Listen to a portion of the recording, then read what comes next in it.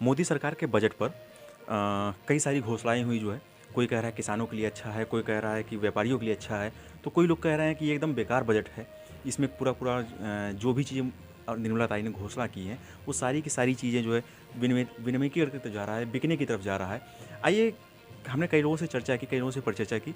हमारे साथ हैं इलाहाबाद के वरिष्ठ फिजिशियन डॉक्टर अरूण गुप्ता जी।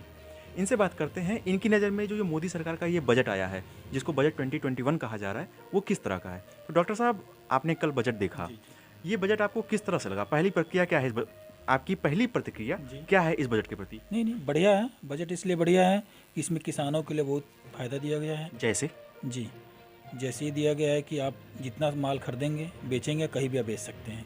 नहीं, वो तो एमएसपी की बातें थी, जो है एमएसपी में वो गवर्नमेंट ने किसानों को प्रावधान ये किया था। सुविधाएँ दी गई है इस बजट में, और दूसरी बात ये भी शिक्षा के लिए भी और मेडिकल फील्ड के लिए भी इस बार बहुत पैसा दिया गया है। जैसे कोरोना के लिए अलग से बजट दिया गया है, ठीक है? ये सब चीज़ें सुविधाएँ हैं। मतलब मेरे हिसाब से बजट अच्छा है। आपके हिसाब से बजट अच्छा है। मैं क्योंकि इसलिए अच्छा है क्योंकि इतने कोरोना टाइम, लॉकडाउन सब होने के बाद भी किसी भी चीज़ का मोस्टली इन्होंने लोग दाम बढ़ाया नहीं है, जो कि आपको लिखे कि हाँ ये चीज़ बढ़ गया, ठीक है।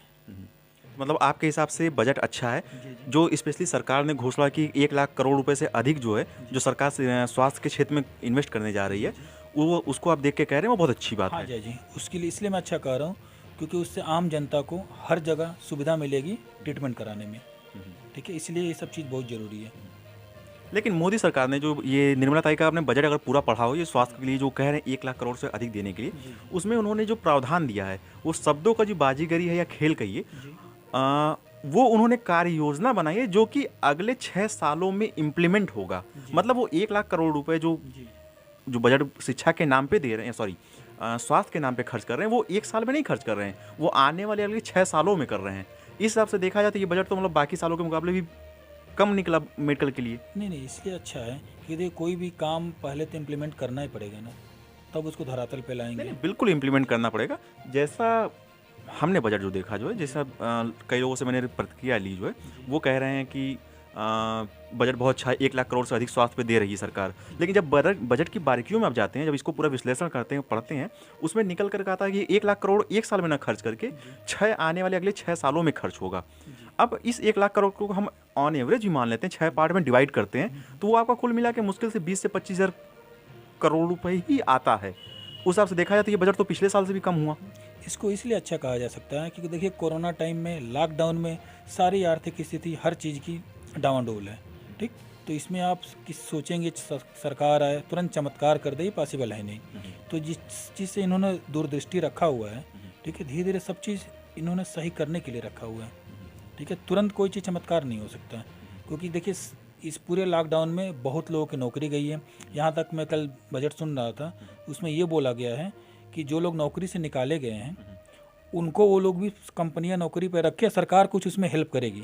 जैसे किस तरह का हेल्प करेगी? अब जैसा ये मैं नहीं बता सकता क्योंकि कल मैं निर्मला सीतारमण जी का सुन रहा था मैं, उन्होंने ऐसा कुछ बोला, बड़े बड़े कंपनियों की बात कर रहा हूँ, छोटी छोटी कंपनी की बात नहीं, कि उसमें कुछ सरकार आपको कंपनियों को कुछ हेल्प करेगी, इसलिए आप लोग जितने लोगों को निकाले हैं, तो ये सब चीज़ देखा जाए अच्छा ही है। देखिए, बातें तो अच्छी बात है, सरकार बातें कर रही है, तो आशा ही प्रावधान कर जीवन रही है, है। आशा ही नहीं, जीवन। आशा ही जीवन है, क्योंकि लेकिन जब सरकार ने बोला है कि मैं कंपनियों को कुछ हेल्प करेंगे, तो कुछ करेंगे तभी बोला, क्योंकि उन्हें तो सर मतलब ऐसे न्यूज़ पे आकर कोई नहीं बोलेगा। ठीक है।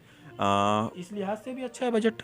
अच्छा, आपने कहा ऐसे कोई न्यूज़ में नहीं बोलेगा। जी, इस बजट पे लेके जो सबसे बड़ी आलोचना लोगों की हो रही है, जी, वो ये हो रही है कि सरकार सब कुछ प्राइवेट करने जा रही है। जी, मोदी सरकार ने घोषणा की, इस बजट में जो घोषणा उन्होंने की जो है, कि वो आपका ट्रांसपोर्ट को प्राइवेट करने जा रहे हैं, जी, वो सड़कों को प्राइवेट करने जा रहे हैं, जो ट्रांसमिशन लाइनें थी जिस पे अभी जो पावर ग्रिड चलाया करता था, उसको वो प्राइवेट करने जा रहे हैं, विनिर्माण करने जा रहे हैं।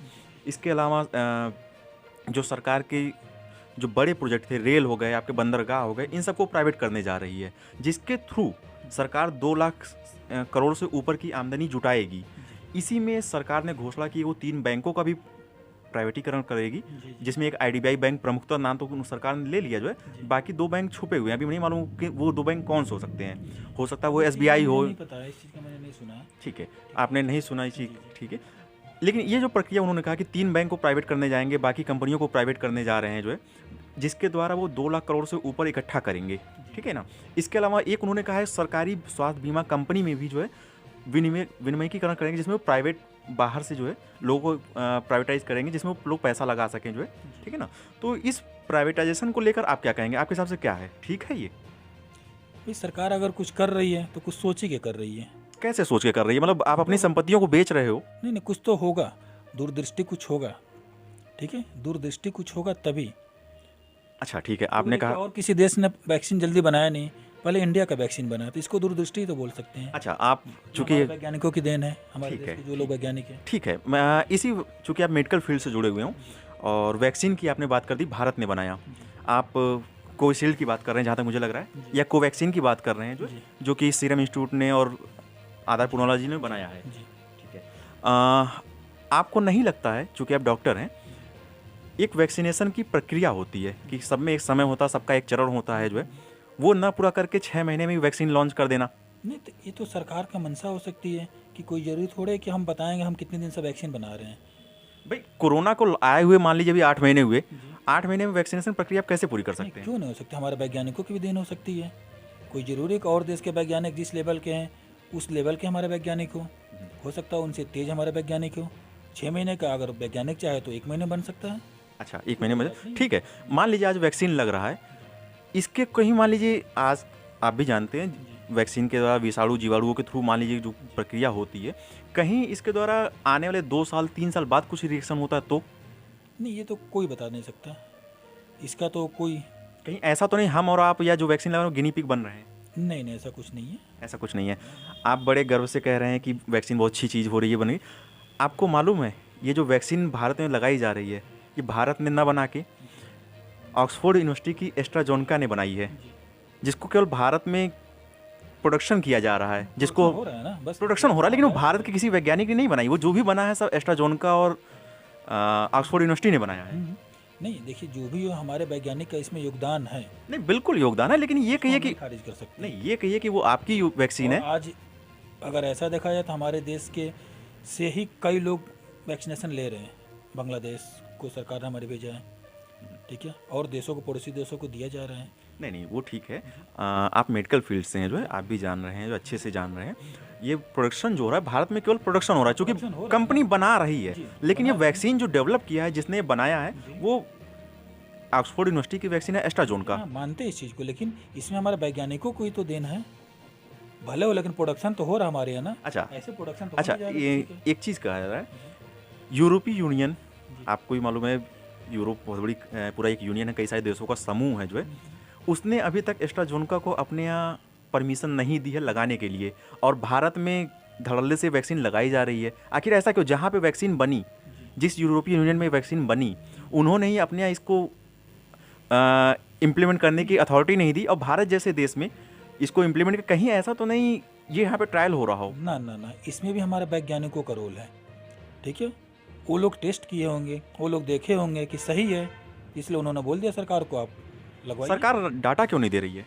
नहीं, डाटा की बात अलग है ना, पहला काम है तो पहले लगवाया जाए। नहीं नहीं, वो नहीं, सरकार ये रिकॉर्ड या डाटा क्यों नहीं दे रही है कि आखिर ये वैक्सीन किसको लगी, इसका क्या साइड इफेक्ट निकला, पूरा एक प्रोसेस होता है, वो लोगों के सामने क्यों नहीं शेयर कर रही है? लोग लगवा रहे हैं, ऐसी बात नहीं है। मैं वैक्सीन लगवाने पे नहीं कह रहा हूँ सर, मैं वैक्सीन के अप्रूवल की प्रक्रिया पे पूछ रहा हूँ कि वैक्सीन जो अप्रूव किया, आखिर कुछ उनके पास डाटा होगा कि वैक्सीन हमने 10 लोगों को लगाई, 100 लोगों को लगाई, वहाँ पे क्या साइड इफेक्ट निकले, क्या क्या चीज़ें हुई। जैसा कि आपने देखा होगा पिछले जब से वैक्सीनेशन प्रक्रिया शुरू हुई है, मेरी जानकारी में 11 से 12 लोगों की मृत्यु हो चुकी है, और सबके पोस्टमार्टम में केवल एक ही कॉमन चीज़ निकल के आया कि हार्ट अटैक की वजह से मृत्यु हुई है। कहीं ये वैक्सीन के साइड इफेक्ट तो नहीं? नहीं नहीं नहीं, ऐसा कुछ नहीं है।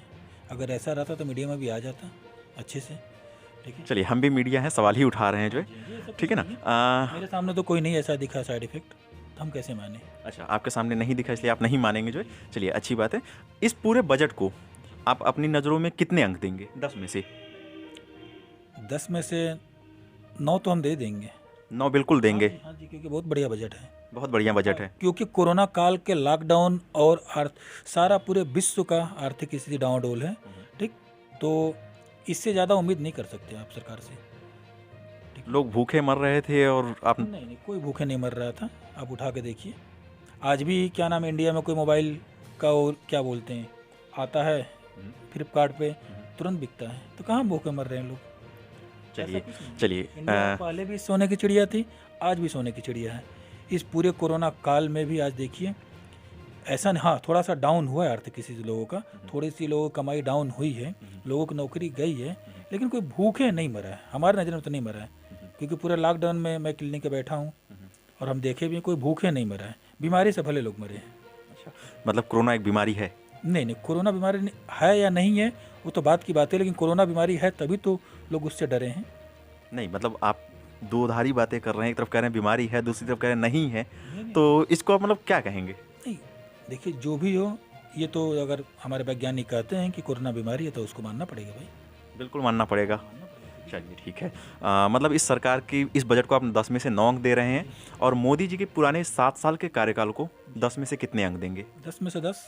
10 में से 10? यस यस, कोई कमी नहीं है? कोई कमी नहीं है। आपके यहाँ किसानी होती है? हाँ?